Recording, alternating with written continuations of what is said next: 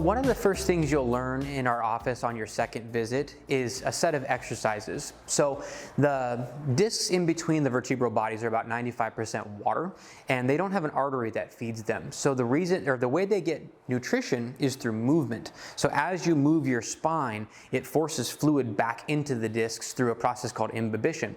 It helps us fight arthritis, and it helps us fight that degenerative disc disease that people oftentimes have when they come to the chiropractor.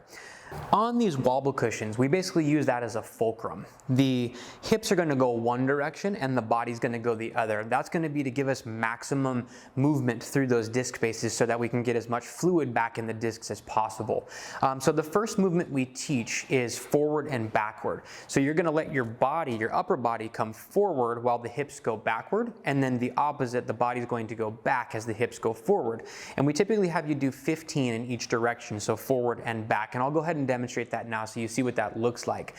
I try and get all of my spine warmed up. So I typically try and engage my neck, my thoracic spine, and my lower back in these movements. So I'm going to tuck my chin and roll my hips back, and then untuck the chin, look up, and roll my hips forward.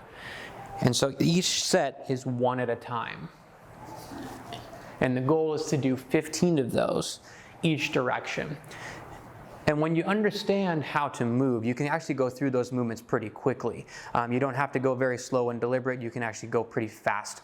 So the next movement is side to side. I call this one picking roses. So you have your hands to your sides, and you're going to reach your body to that side, and the hips are going to go the opposite direction on that wobble fulcrum. So you're going to lean left, hips go the opposite, same thing the other way.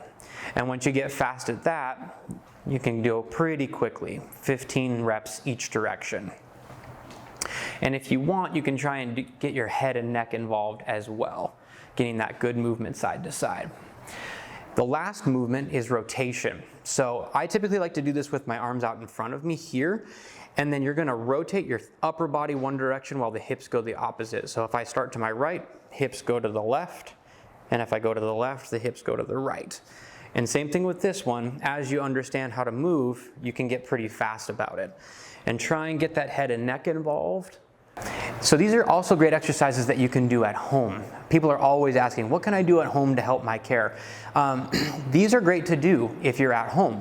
So one way, if you want to, we sell these as the wobble cushion so that you can take them home. The other way to do it is if you don't have a wobble cushion, you can sit on the corner of your mattress. It's not going to be as effective as the wobble cushion, but it will still work. You sit on the corner of your mattress facing out, and you can still do every movement just like you would. And I would typically recommend doing these twice a day. I like to do them in the morning when I first get out of bed, and then I also do them when I get home from work or before I go to sleep. That seems to work out the best for me, but you can do whatever's going to work best in your schedule.